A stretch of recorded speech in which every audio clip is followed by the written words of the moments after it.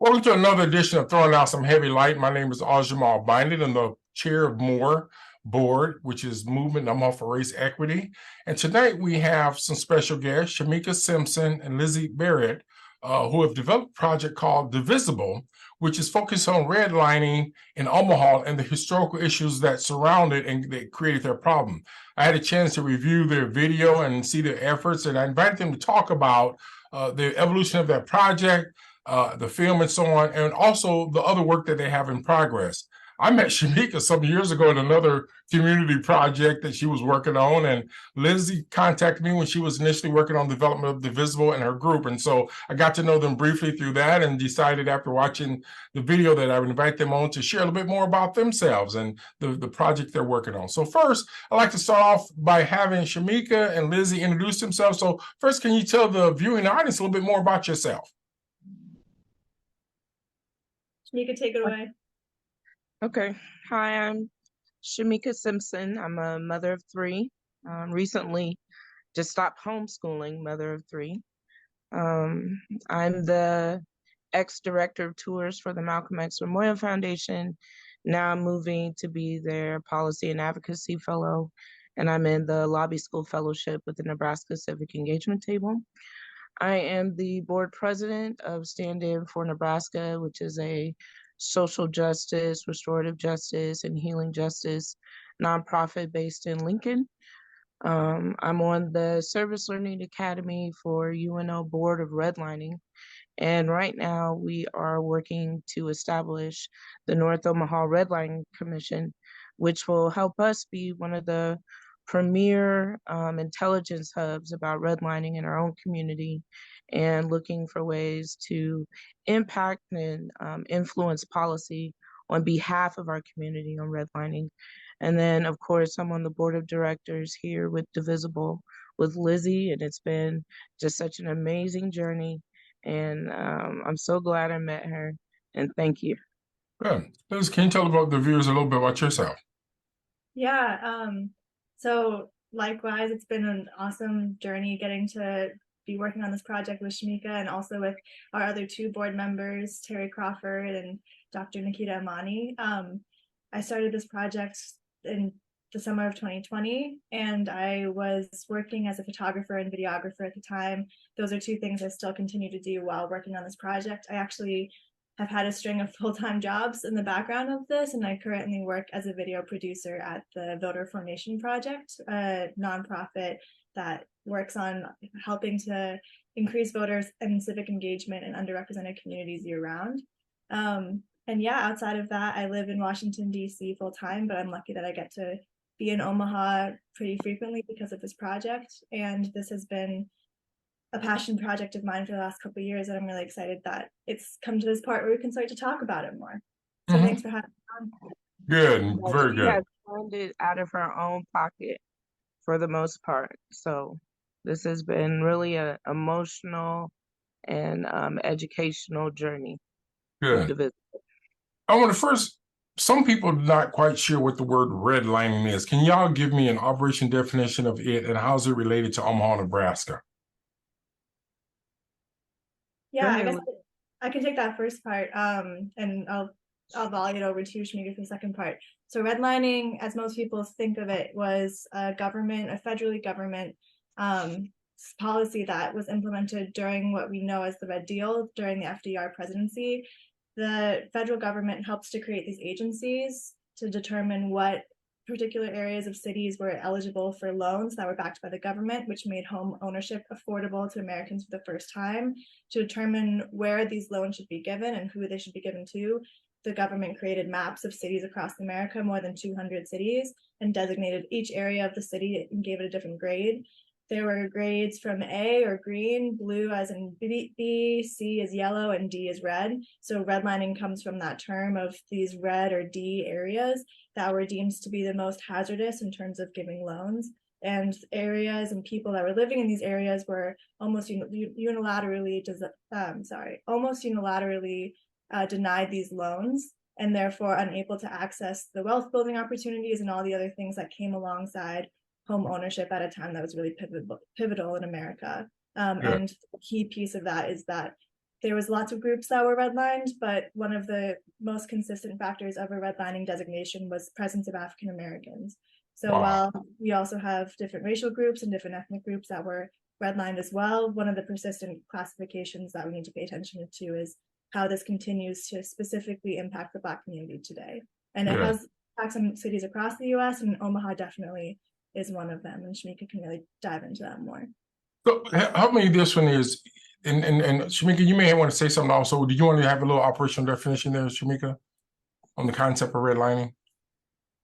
Just basically the practice of the United States government and other entities in cahoots with its ideologies to oppress a community based off of a red delineation on a map. And those delineations usually included Black and brown communities, as well as some white communities up to a certain point.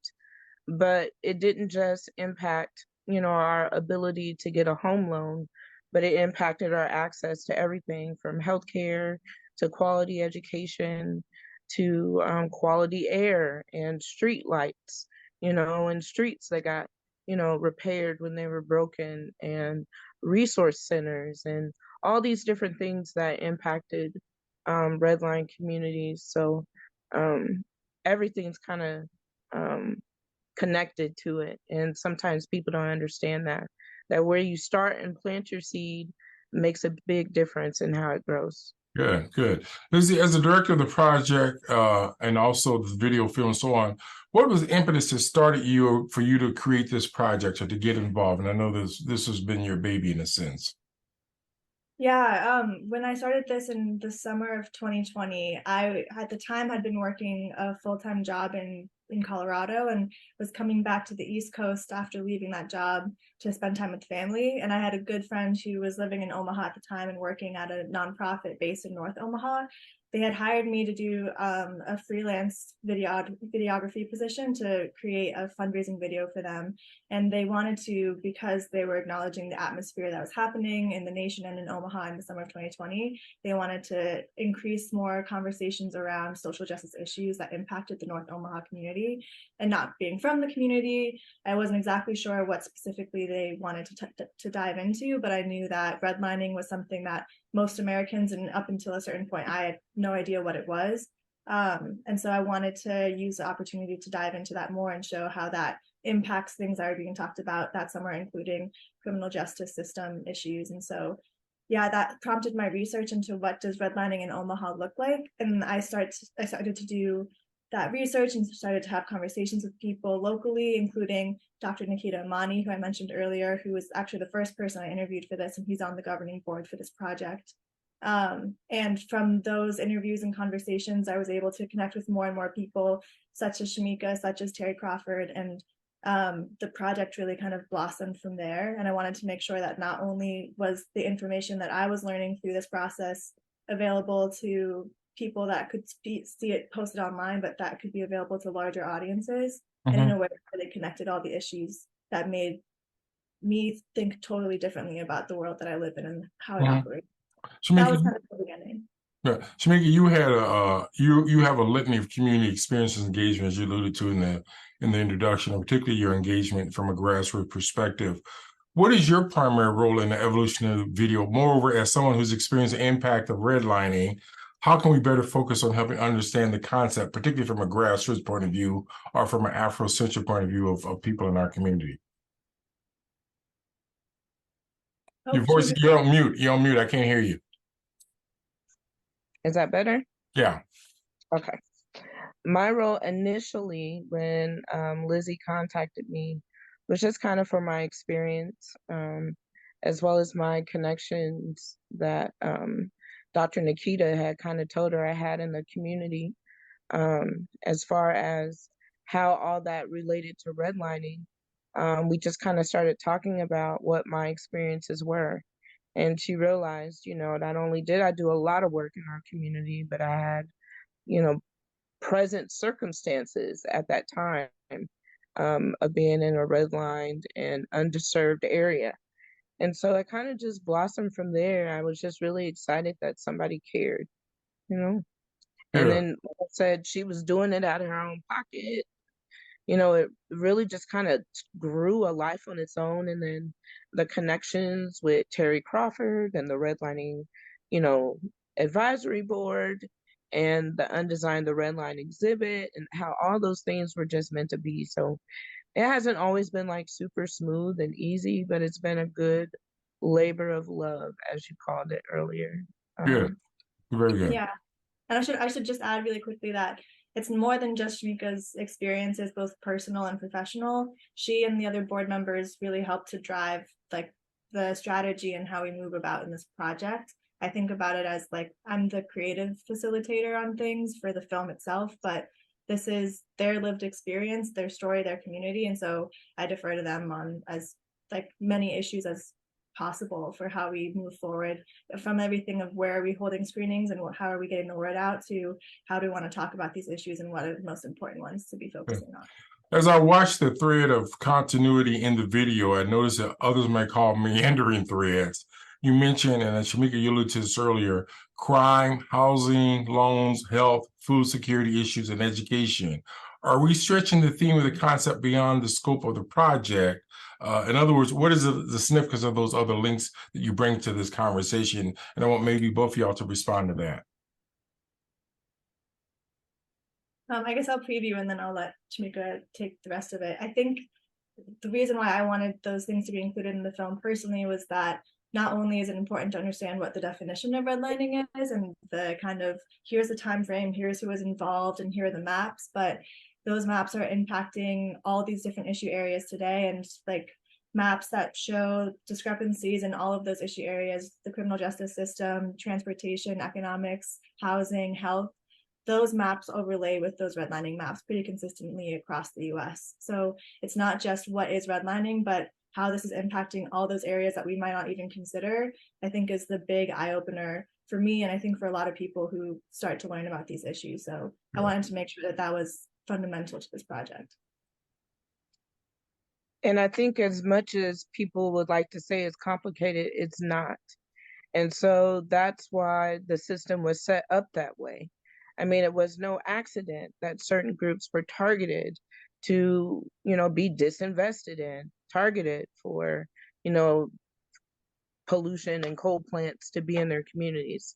So I really, I feel like the education piece is important, but the accountability piece is what is more important. Now that you can't deny that that this happened, what are you going to do about it? And so that's kind of the way I like to see this going. Now that you've been educated and you can't say you haven't, what are the next steps to alleviating? Because I'm tired of like the same exposés and studies on the same things all the time. When these people know, they know what they did and they know what they're still doing. So we just continue to educate because a lot of people don't know. But once those dots get connected, you're responsible. When you know better, you do better. So. In the initial part of the video, I noticed the presentation of key figures in the film. However, I noticed that there were the federal, local, and state government officials, such as Federal Housing, Urban Development, Douglas County, the City of Omaha, OHA, all these public officials who help create and maintain segregated redlining and apartheid in our city are not in the film. How come they're not included? Some of these main instigators who maintain and still create this redlining of what we have in Omaha.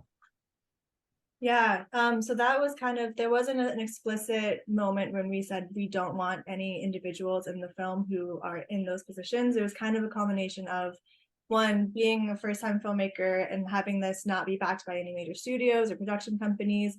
When I reached out to people, a lot of people just didn't respond. I got really lucky for those who did and those who decided to be part of the project, but especially for those who saw that I was wanting to talk about redlining and talking about discrepancies and discrimination.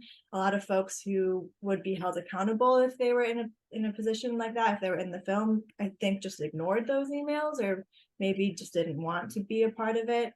Or they changed their testimonies and said one thing off camera and then wouldn't attest to those same things on camera.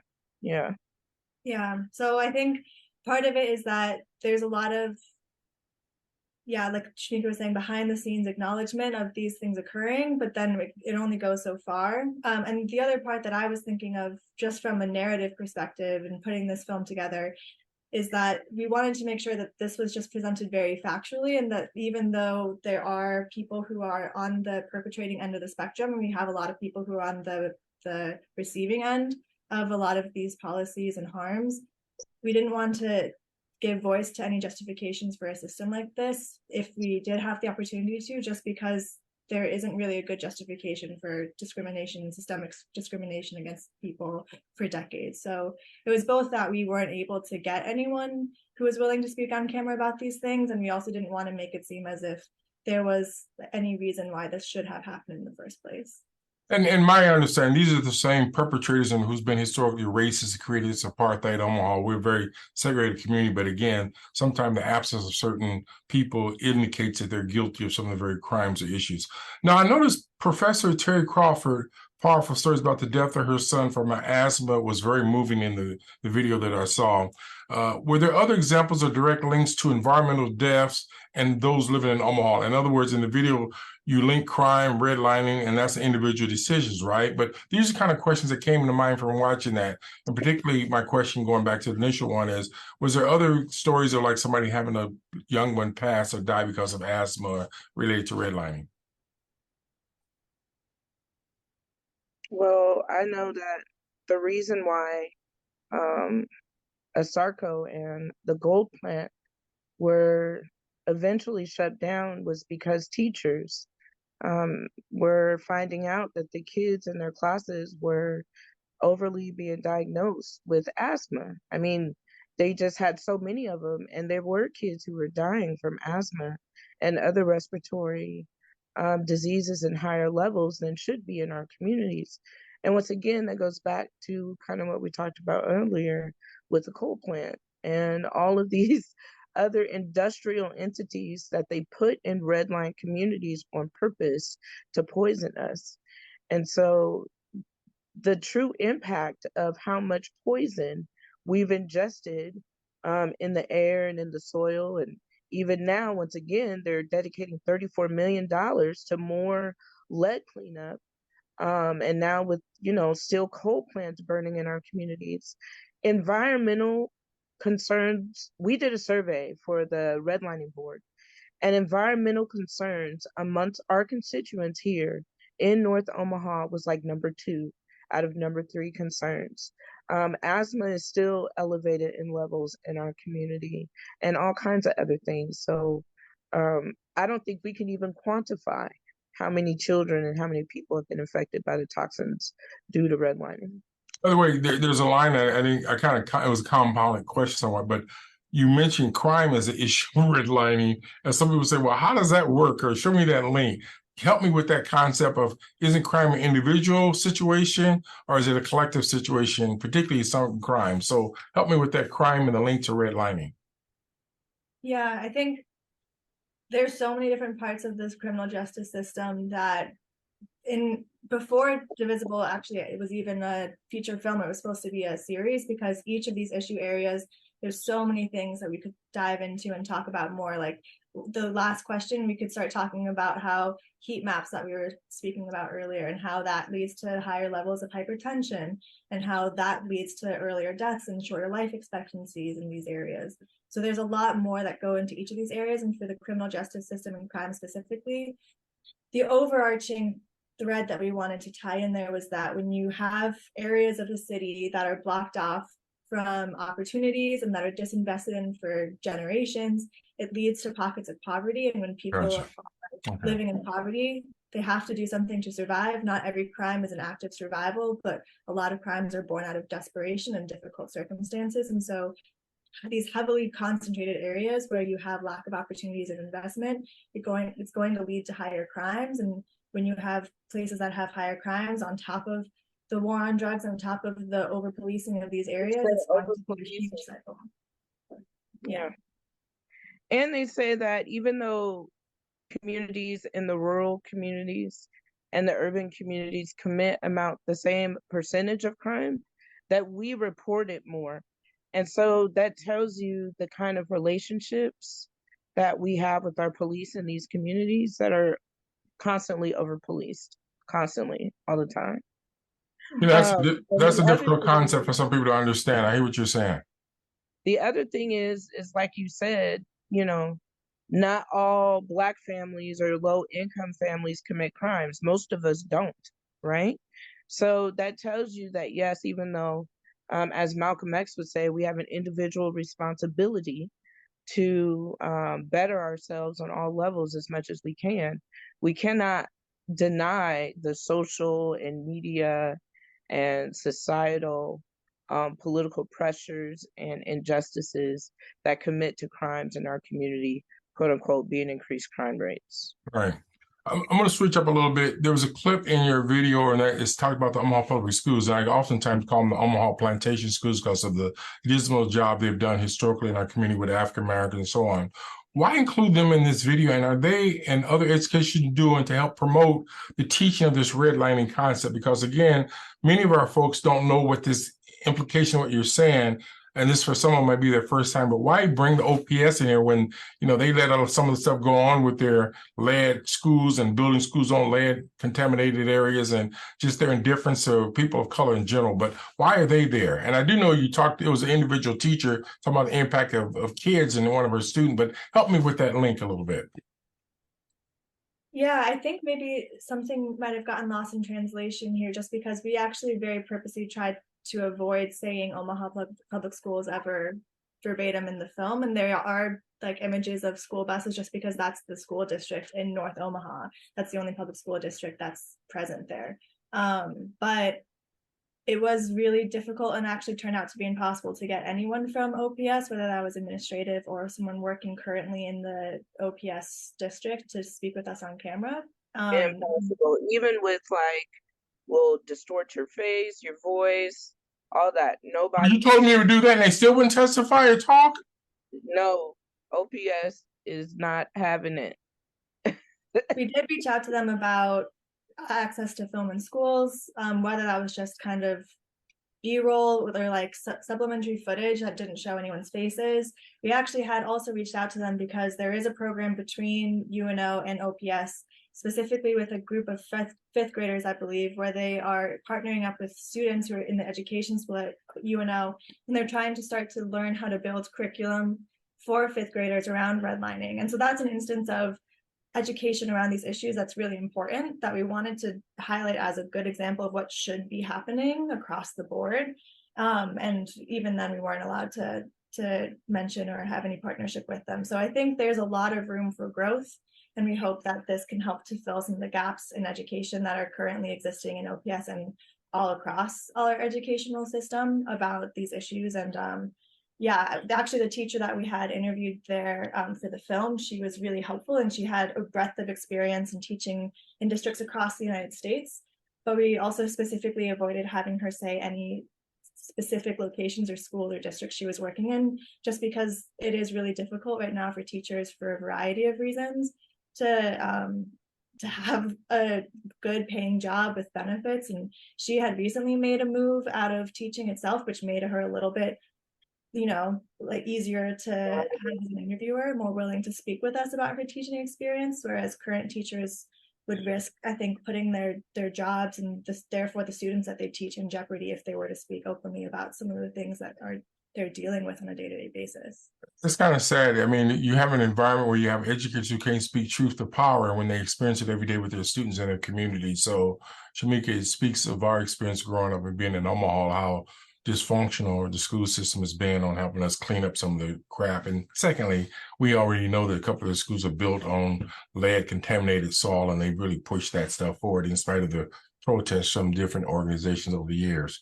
I'm going to switch over if I can, and I want to ask, was there community discussion or preview about this project? In other words, what are the empirical outcomes or, let's say, outputs or traceable efforts to measure the effectiveness of your current work? When I ask that question of a lot of people who work in our community, they become deaf mute or they can't talk about it, whatever, but they haven't thought about measurements and empirical data and outcomes and even outputs. But give me a little bit of feedback on what you see from your vantage point of this video or this film being as helping us to transform this city on the hill and also those who live in the valley. Well, we've already talked about surveys that we've done. So particularly with Divisible, we gave a two-part survey. The pre-movie, the pre-show, and it kind of asked some basic questions about what you knew about redlining. Did you live in a red line area?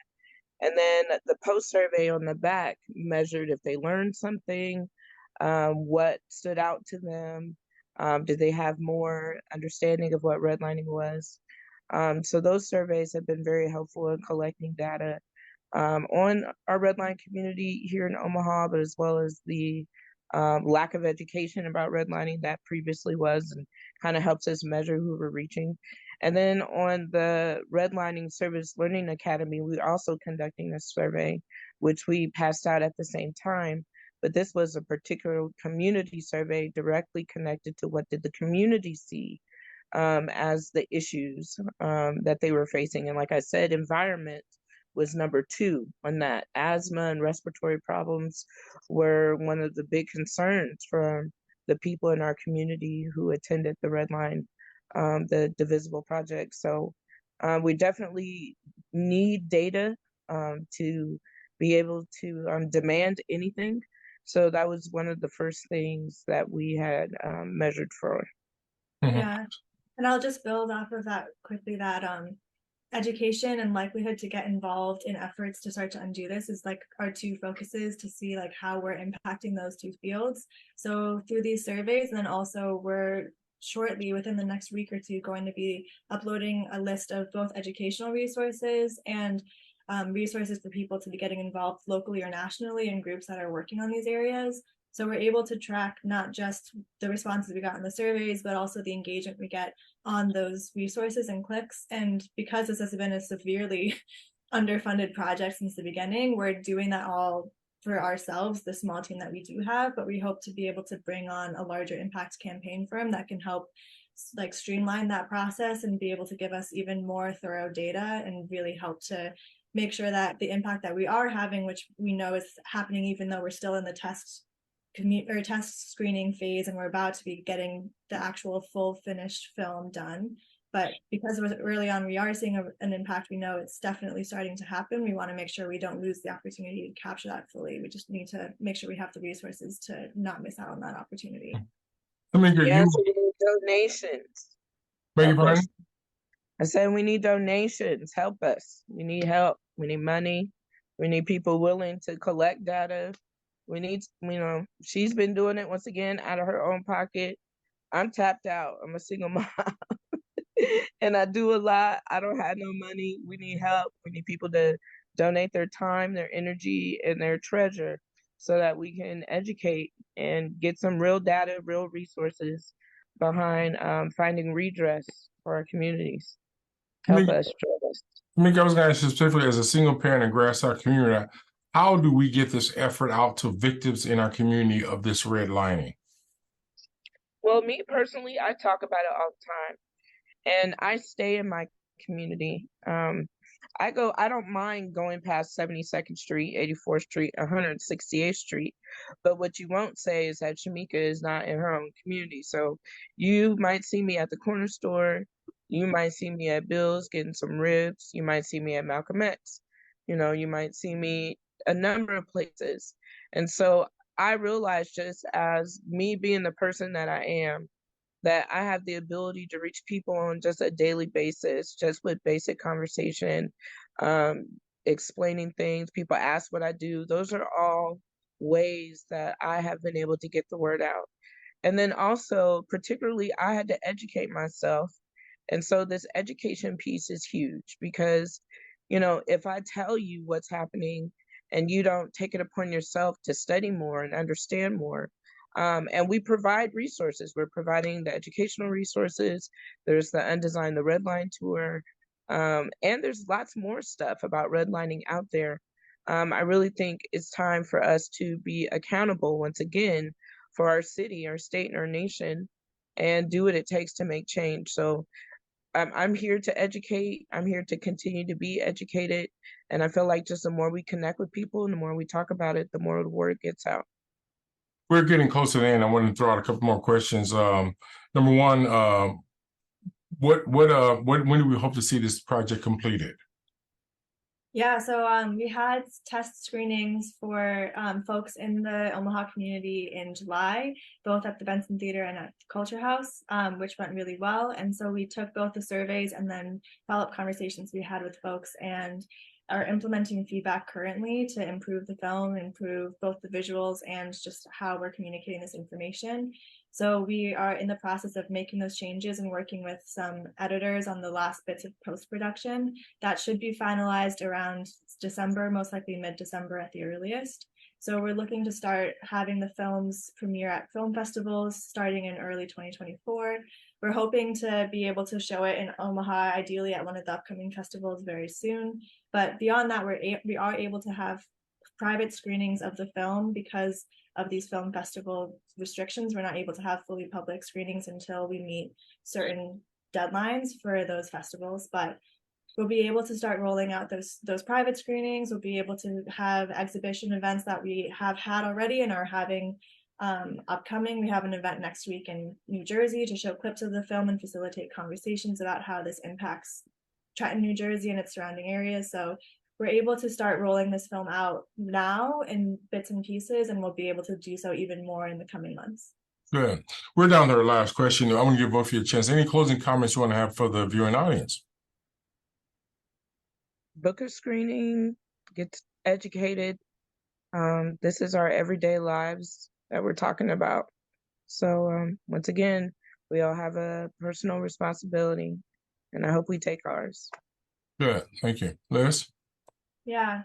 I just want to thank you for the opportunity to talk about the project and talk about these issues. And yeah, I hope that everyone who is able to see it is able to learn something new for the first time. I think we've seen that almost everyone who does see it is learning something, and it's impacting the way that they think about their lives, their context, and the areas that they live in. And if this is something that is important to you, or if this is something that you think about and you want others to know, please do consider reaching out, whether that is giving a donation, telling us ways that you want to support, booking a screening of the film. We definitely need help to get this in front of audiences and continue to increase the education that we're looking to have through this project. So Divisibledoc.com. Yeah. Is that how you find the website to get to the information? Yes, our website has all of the information, and we have lots of ways to contact us to be able to move forward on any of those fronts. Divisibledoc.com. Good. Like short for documentary, doc, D-O-C, Divisible, D-O-C.com. Thank you. Well, folks, I really appreciate Schmeeka and Lizzy for being on this show and again throwing out some heavy light for us on the issue of redlining. Again, your project is called Divisible, and hopefully we can get you back again to talk a bit more about the details and maybe get greater audience engagement with you. So really appreciate you being here today, and we again appreciate your openness and candor about some of the issues dealing with redlining as well as racism in Omaha and housing issues. So thank you very much. Thanks, Aljamal. Yeah, thank you so much. We hope you enjoyed this edition of Throwing Out Some Heavy Light. I hope you join us again for another edition, and stay tuned to our website, moreomaha.org, where you can see more videos and information about community engagement, and hopefully can deal with more of these important issues as our guests just got to share with us. As we always end, may the force be with you.